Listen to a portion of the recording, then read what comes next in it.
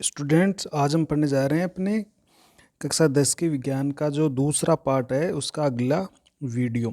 तो कल हमने पाचन तंत्र के का नामांकित चित्र बनाया था और उसमें उसके विभिन्न अंग पढ़े थे। तो हमने कहा था कि हमारा जो पाचन तंत्र है वो आरनाल के रूप में होता है और वो मुख से शुरू होता है और गुदा तक पाया जाता है।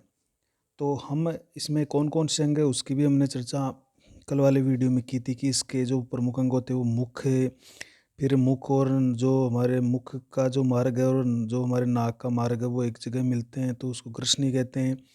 ग्रसनी के आगे एक पाइप होती है जिसको अपन भोजनली कहते हैं। भोजनली आगे एक चौड़े थैले जैसी संरचना जे आकृति की संरचना में खुलती है जिसको आमाशय कहते हैं। आमाशय से एक बहुत लंबी नली जुड़ी रहती है जिसको छोटी आंत कहते हैं। छोटी आंत फिर एक मोटी नली से जुड़ी रहती है जिसको बड़ी आंत कहते हैं। और बड़ी आंत लास्ट में एक छिद्र द्वारा जिसे गुदा कहते हैं ये बाहर खुलती है। तो इस तरह से ये हमारी जो आहारनाल है इसके ये प्रमुख अंग है। इसके अलावा जैसे मुख में लार ग्रंथियाँ होती है, हमारे सबसे बड़ी ग्रंथि यकृत होता है और एक अग्नाशय ग्रंथि होती है। ये 3 सहायक ग्रंथियाँ पाई जाती है जो हम भोजन को पचाने में और अवशोषण करने में मदद करती है। तो आज अपन पढ़ेंगे इसके एक एक कार्य। तो सबसे पहले अपन ले लेते हैं मुख को। तो आप मुख से भलीभांति परिचित है कि मुख होता क्या है और मुख में क्या क्या चीज़ें होती है। तो मुख देखिए, हमारा जो मुख होता है वो बाहर की तरफ 2 होंठ होते हैं, ऊपरी होंठ और निचला होंठ। फिर अंदर की तरफ देखें तो मुख में एक गुहा है, खाली जगह है, उसके अंदर एक छत होती है। मुख गुहा में उस छत को हम कहते हैं तालु। और नीचे की तरफ जो फर्श होता है उस फर्श पर रहती है हमारी जीभ जिसको हम टंग कहते हैं। और साइड के अंदर हमारी गालों की जो मांसपेशियां हैं वो पाई जाती है। तो इस तरह से एक उसमें गुहा होती है। अभी हम कहेंगे कि इसमें अगर क्या क्या है तो इसमें 2 जबड़े भी हैं जिसमें 32 दांत पाए जाते हैं। 16 दांत ऊपरी जबड़े में होते हैं और 16 दांत निचले जबड़े में होते हैं।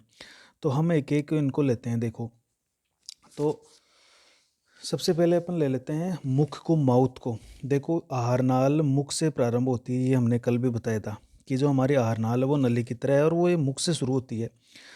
मुख है वो आगे जाकर मुख गुहा में खुलता है। मुख मुख जैसे ये हमने कहा कि ये जैसे हमारा मुख है, जैसे ये हमारा मुख है तो आगे जाकर ये हमारे मुख, ये मुख गुहा हुई। तो आगे जाकर ये जैसे हमारी भोजनली में खुलेगा। तो इस मुख गुहा की जो ये छत है इस छत को बोलते हैं तालु। और नीचे की तरफ रहती है हमारी जीभ, ये जीभ पड़ी हुई है। तो इस छत को हम कह रहे हैं तालु। अब इस तालु में भी 2 तरह है। जो आगे का भाग, आगे का जो तालु है मुख के आगे की तरफ वाला, इसको तो बोलेंगे अपन कठोर तालु। कठोर तालु क्योंकि ये हड्डियों का बना हुआ है। और पीछे की तरफ जो तालु होता है उसको कहते हैं अपन कोमल तालु। तो ये पीछे की तरफ है कोमल तालु। ये कोमल तालु पीछे से एक ससना इसमें लटकी हुई रहती है जिसको यूवला कहेंगे अपन। आप मुंह को अपन खोल के देखते हैं तो वहाँ पर एक आपको एक संरचना लटकी हुई दिखाई देगी, ये कोमल तालु का ही भाग होती है। अब बात करते हैं इसके निचली सतह को। निचली सतह पर होती है हमारी जीभ। ये जीभ अपन देखते हैं तो जीभ के जैसे हमारी ये जीभ है तो जीभ पीछे से जुड़ी हुई है और फिर आगे यहाँ से एक तंतु द्वारा हमारे फर्श से जुड़ी हुई है। इस तरह से हमारी जीभ है। तो ये जो तंतु इसको हम कहते हैं जीवा फ्रेनुलम या फ्रेनुलम लिंगुअल। तो ये क्या करता है, इस जीभ को पीछे की तरफ पलटने नहीं देता है, पलटने से बचाव करता है। वरना ये जीभ है वो पलटकर पीछे की तरफ ग्रसनी में जा सकती है, सांस मार्ग को बंद कर सकती है। तो जीवा को पलटने से बचाने के लिए ये यहाँ आगे से एक डोरी जैसी तंतु नुमा संरचना से जुड़ी रहती है इसके फर्श से, जिसे हम कहेंगे फ्रेनुलम लिंगुअल या जीवा लिंगुअल, जो इसको पीछे पलटने से बचाता है। आगे की तरफ हम 2 होंठ देखते हैं, ऊपरी होंठ और निचले होंठ। होठों का काम क्या होता है, मुख को खोलना और अच्छी तरह से बंद करना। देखो, होठों का यही काम है कि मुख अच्छी तरह से बंद हो सके और मुख खुल सके, इसलिए ये होठों का काम है। तो 2 होंठ होते हैं हमारे अंदर। इसके अलावा हमारे 2 जबड़े होते हैं, ऊपरी जबड़े और निचले जबड़े। जबड़ों में दांत पाए जाते हैं। 16 दांत ऊपरी जबड़े में होते हैं, 16 दांत निचले जबड़े में होते हैं। यहाँ पर पास में ही लार ग्रंथियाँ होती है। उस लार ग्रंथियाँ नली के द्वारा हमारे मुख गुहा में आकर खुलती है और वो लार मुख में बनाती रहती है और ये लार हर समय बनता रहता है। तो देखिए हम पढ़ते हैं इसको कि मुख गुहा में, एक मुख है वो जो मुख गुहा में खुलता है, मुख गुहा के छत को हम कह रहे हैं तालु कह रहे हैं, अभी हमने बताया कि तालु कहते हैं। अब इस तालु का जो आगे वाला भाग है उसको तो कठोर तालु कहेंगे और पीछे वाले भाग को क्या कहेंगे, कोमल तालु कहेंगे, ये याद रखिएगा। मुख गुहा में पेशी से बनी हुई, देखिए हमारी जीभ है, इसमें कोई हड्डी नहीं होती है, कोई बोन नहीं है, तो मुख गुहा में पेशी से बनी हुई जीवा या जीभ पाई जाती है। जीभ मुख गुहा के आधारी भाग, जिसको अपन तल भी कहते हैं, आधारी भाग तल से एक तंतु से जुड़ी होती है, उसको क्या कहते हैं, फ्रेनुलम लिंगुअल या जीवा फ्रेनुलम द्वारा जुड़ी रहती है। ये याद रखिएगा, ये प्रश्न बनता है कि जीभ मुख गुहा में किस तंतु से जुड़ी रहती है, उसको हम क्या कहेंगे, फ्रेनुलम लिंगुअल या जीवा लिंगुअल, जो आपको मैंने चित्र बना के बताया। अपन जीभ को उठा के देखते हैं तो उसके नीचे आपको एक तंतु सा जुड़ रहता है जो कि हमारी जीभ को जो तल है उससे जोड़ता है। हमारा ये जो जीभ है, इस जीभ पर क्या होती है, स्वाद कलिकाएं पाई जाती है। अगर आप इस तरह से जीभ को देखेंगे तो वहाँ पर आपको दाने से दाने से दाने से खूब सारी संरचनाएं मिलती है, तो वो होती है स्वाद कलिकाएं। इससे हमें क्या होता है, जीभ पर जैसे ही भोजन जाता है तो उसका हमें स्वाद का ज्ञान होता है। जो मुख्य दो मांसल होठों, एक ऊपरी होठ और एक निचला होठ है, इससे घिरा रहता है, दो होठों से घिरा रहता है। ये होठ क्या काम करते हैं, तो जो ये होठ होते हैं ये मुख को खोलने और बंद करने का काम भी करेंगे और भोजन को पकड़ने में भी सहायक होते हैं। कोई भोजन को पकड़ना है तो होठ उसमें मदद करेंगे और मुख को अच्छी तरीके से खोलना है और बंद करना है, इसका काम भी होठ करते हैं। इसके अलावा मुख में क्या क्या होता है, मुख गुहा में देखो ऊपरी और निचला दो जबड़े पाए जाते हैं। प्रत्येक जबड़े में 16 दांत होते हैं। प्रत्येक जबड़े में कितने दांत हो गए, 16। तो ऊपरी जबड़े में 16 दांत, नीचे वाले जबड़े में 16 दांत, तो टोटल कितने हो गए, 16 + 16 बराबर हमारे अंदर 32 दांत पाए जाते हैं। तो एक वयस्क व्यक्ति में कुल 32 दांत पाए जाते हैं। अब देखो मानव के जैसे जबड़ों की बात करें तो देखो ये एक ऊपरी जबड़ा है, ये एक निचला जबड़ा है, तो इसके अंदर 32 दांत, 16 दांत ऊपरी जबड़े में होते हैं, 16 दांत निचले जबड़े में होते हैं, इसलिए टोटल 32 दांत होते हैं। तो आगे पढ़ेंगे, देखो उन दांतों को। मानव में जो दांत होते हैं वो जबड़े में बने हुए खड्डे या गर्त में पाए जाते हैं। इस कारण मानव को हम क्या कहते हैं, गर्तदंती थिकोडोंट भी कहते हैं। ये याद रखिएगा, ये प्रश्न यहाँ से बन जाता है, परीक्षा में आएगा कि मनुष्य को गर्तदंती क्यों कहते हैं। तो कारण क्या है कि हमारे जो जबड़े होते हैं उस जबड़ों के अंदर इस तरह के खड्डे पाए जाते हैं, देखो इन जबड़ों के अंदर। तो इन खड्डों के अंदर हमारा दांत है वो सुरक्षित पाए जाते हैं। ये देखो एक खड्डों के अंदर ये जो दांत है, ये दांत फिट रहते हैं और फिर यहाँ पर मसूड़े इसको घेरे हुए रहते हैं, मसूड़े होते हैं ना वो इनको घेरे हुए हैं। तो हमारे अंदर दांत केवल ऊपर ही जैसे जुड़े हुए नहीं होते हैं, जो जबड़ों की हड्डियाँ हैं उनके अंदर जो खड्डे बने हुए हैं, गर्त बनी हुई, उस गर्त के अंदर अंदर जाकर फिट रहते हैं, तो मजबूती से जुड़े हुए रहते हैं। इस कारण हम क्या कहेंगे कि मनुष्य गर्तदंती होता है, अर्थात मनुष्य में दांत जबड़ों में बने हुए जो खड्डे या गर्त है उसमें पाए जाते हैं। एक प्रश्न और आता है कि मनुष्य को द्विबारदंती कहते हैं। देखो मानव के जीवन काल में 2 प्रकार के दांत आते हैं या 2 बार दांत आते हैं। पहली बार तो आएंगे दूध के दांत, जिनकी संख्या कितनी होगी, 20। और दोबारा जब दांत आएंगे तो वो होते हैं स्थायी दांत, उनकी संख्या होती है 12। तो 20 और 12 टोटल 32 हो जाते हैं। अतः मानव द्विबार दंती होता है। ये प्रश्न बनता है कि मानव को द्विबार दंती क्यों कहते हैं। तो कारण यही है कि मानव के जीवन काल में 2 ही बार दांत आते हैं या 2 प्रकार के दांत आते हैं। एक तो दूध के दांत आएंगे जो 20 होंगे और दूसरी बार स्थायी दांत आएंगे जो 12 होंगे। दूध के दांत कुछ समय बाद में गिर जाते हैं और उन्हीं की जगह दूसरे आ जाते हैं, और दूसरी बार जो नए दांत आएंगे वो स्थायी दांत होंगे। यानी कुल देखें जीवन में तो 2 ही बार दांत आते हैं, दूध के दांत और स्थायी दांत। इस कारण मानव को क्या कहते हैं, द्विबार दंती कहते हैं। यानी 2 ही प्रकार के दांत आएंगे, दूध के दांत और स्थायी दांत। स्थायी दांतों की संख्या 12 होती है और दूध के दांतों की संख्या 20 होती है। अब आते हैं हमारे जो जबड़े में है कितने प्रकार के दांत पाए जाते हैं। तो देखो हमारे जबड़े में 4 प्रकार के दांत पाए जाएंगे। 4 प्रकार के दांत होंगे, वो कौन कौन से होंगे। तो एक बार मैं जबड़ों को बनाकर आपको बता देता हूँ। देखो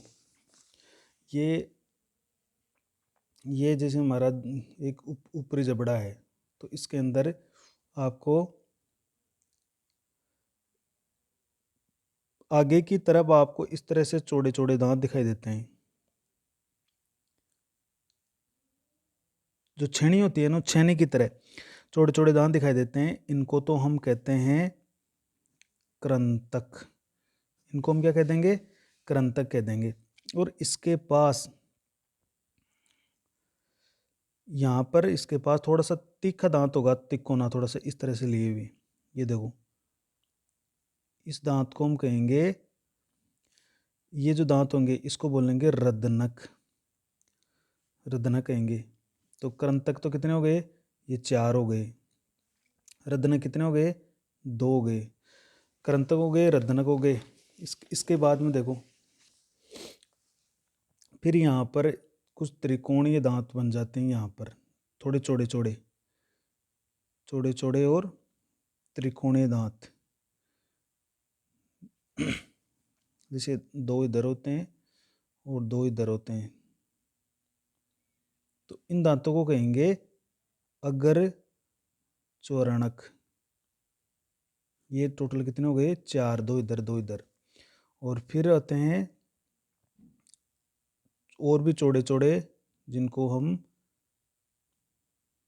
चौरणक कहेंगे।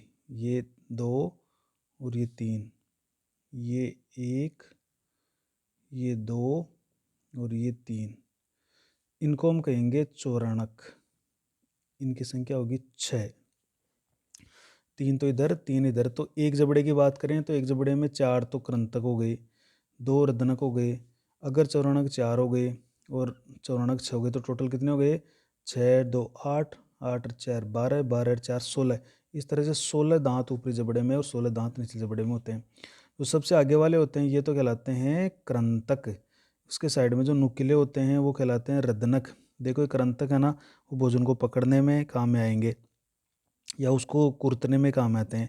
ये रदनक देखो तीखे होते हैं, इसलिए जो कठोर भोजन होता है, जैसे अपन गन्ना खाते हैं या गाजर मूली खाते हैं, तो उस भोजन को फाड़ने और चीरने के काम आते हैं, क्योंकि ये तीखे होते हैं। फिर उस भोजन को हमें पीसना है, चबाना है, तो चबाने का काम है वो चौरणक और अग्र चौरणक करते हैं। तो इस तरह से ऊपरी निचले जबड़े में 4 प्रकार के दांत पाए जाते हैं। सबसे चौड़े दांत होते हैं चौरणक, जो कि चौकोर होते हैं, इस तरह से चौकोर पाए जाते हैं। जबकि हमारे जो अगर चौरणक होते हैं वो थोड़े इस तिकोने टाइप के होते हैं, इस तरह से। चलिए इसको बात कर लेते हैं। देखो पहले है कृंतक, जिसको अपन अंग्रेजी में कहते हैं इंसाइजर। ये सबसे आगे वाले होते हैं और छेनी के समान दांत होते हैं। प्रत्येक जबड़े में कितना बताया आपको? 4 होते हैं ये। और इनका मुख्य काम क्या है? भोजन को पकड़ना और कुरतने का काम है। भोजन को पकड़ते हैं और कुरतने का काम करते हैं। चबाया नहीं जा सकता इनसे, पीसा नहीं जा सकता। दूसरा दांत आपको बताया ये नुकीले, जो जिनको हम क्या कह रहे हैं?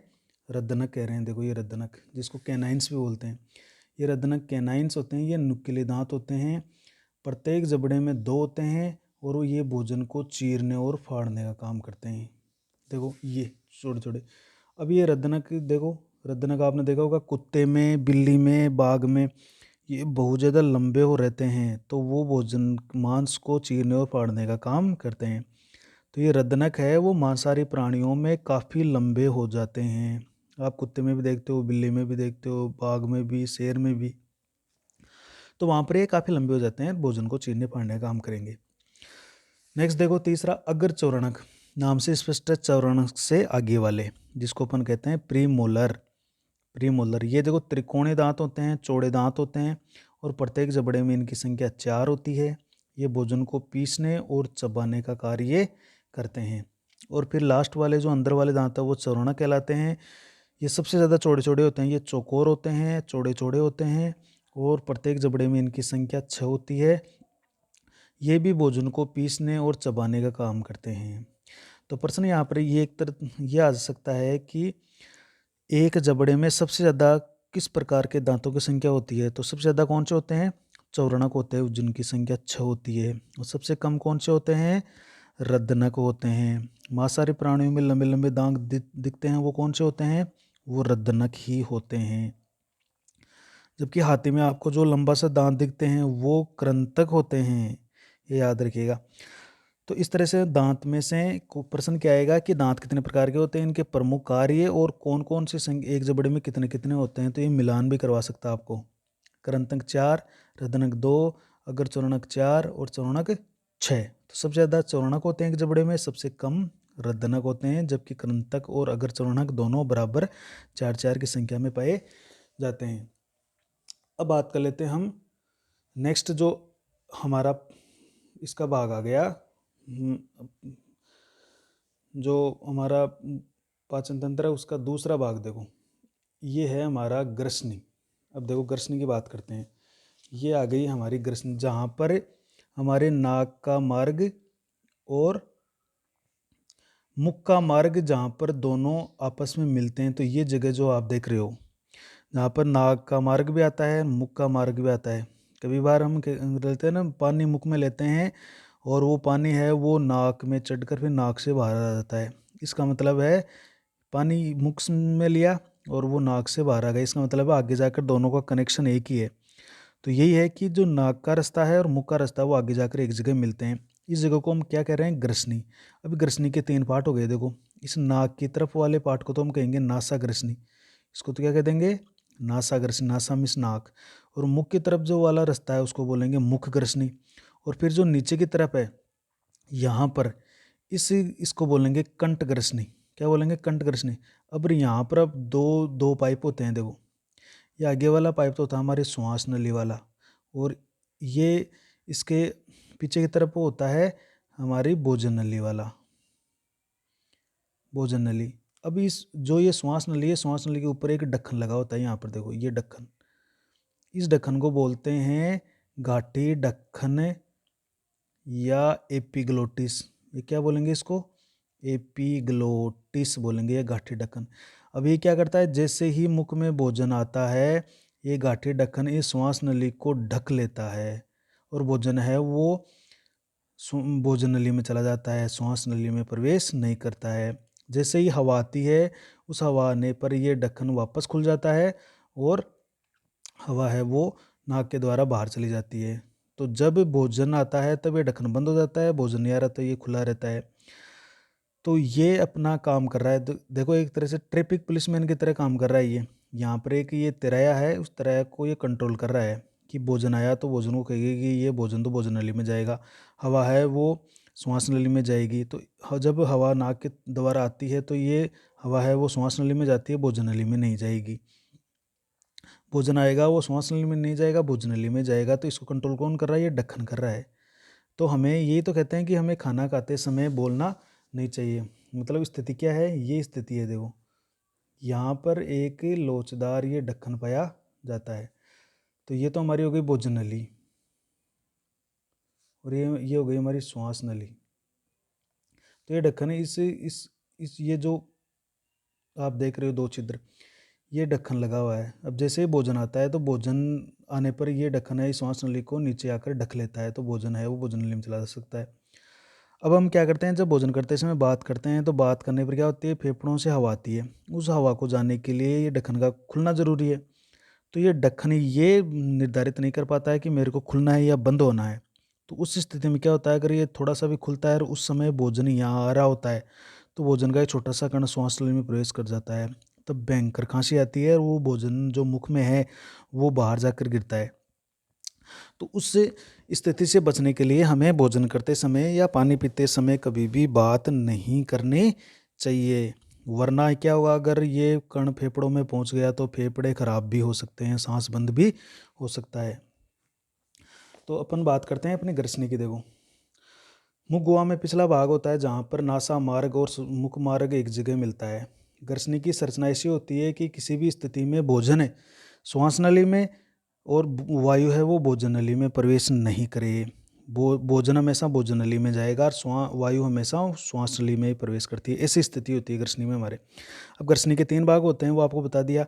नाक की तरफ वाले को तो कहेंगे नासा ग्रसनी, जो नासा मार्ग की ओर वाला भाग होगा।